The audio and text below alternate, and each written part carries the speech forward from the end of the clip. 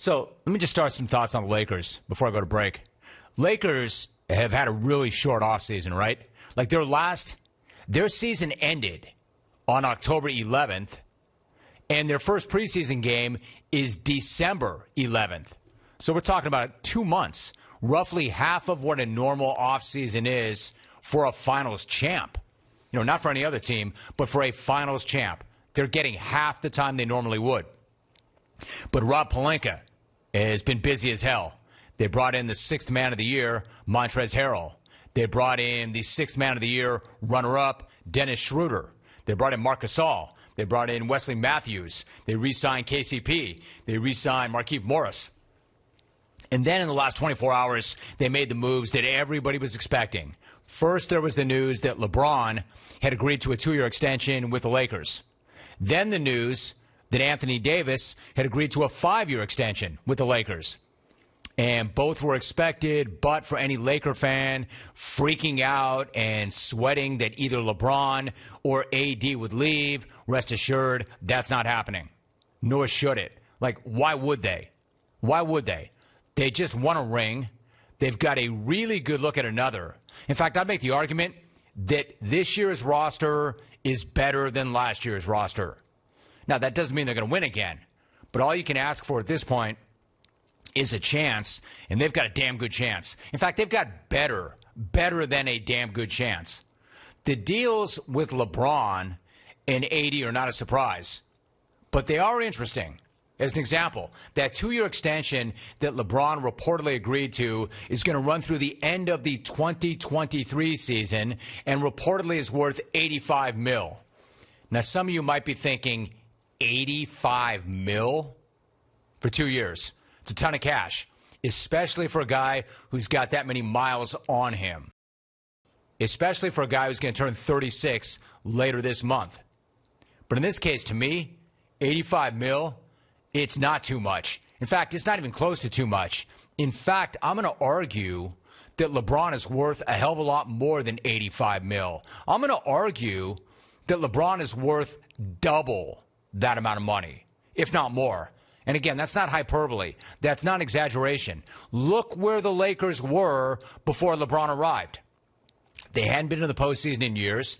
They were a complete and total mess. Then he shows up and leads them to a ring in his second season. You can't put a price tag on that. How much money is that worth? You can't put a price tag on a moment like this during the trophy presentation. If you don't think that's worth $85 million, then you don't understand business, that brand, their pride, that legacy.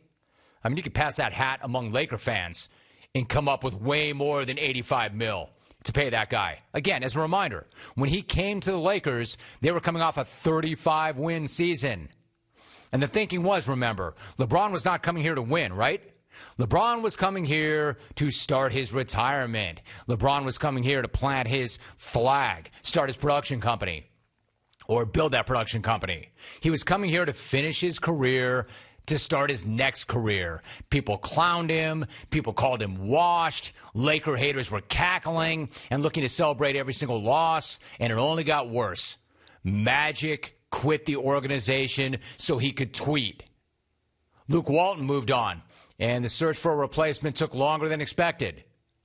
Frank Vogel gets that job, and then everybody rushes in to say, man, this guy's going to last maybe a month. And then Jason Kidd is going to get his job. Laker haters were having a field day. They were partying so hard. With every bit of bad news, Laker hater partied harder and harder. And then it all changed in year two.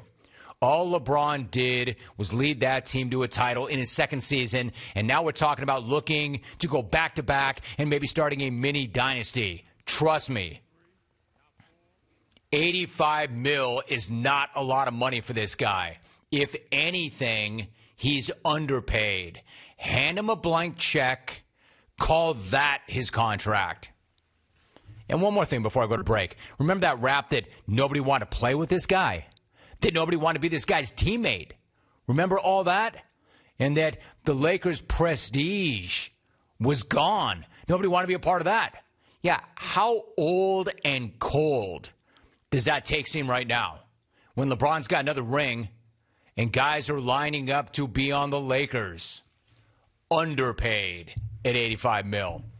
And then the most intriguing thing of all, it runs through 2023 when Bronny, his son, could be in the league if the NBA changes the age limit as is expected.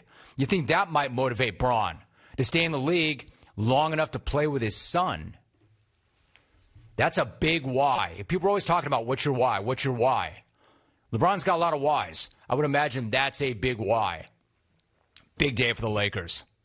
Another crappy day for the Clippers, though. All of that still ahead. Scott Hansen, when we come back. You're in the jungle. I am Jim Rome. Stay tuned.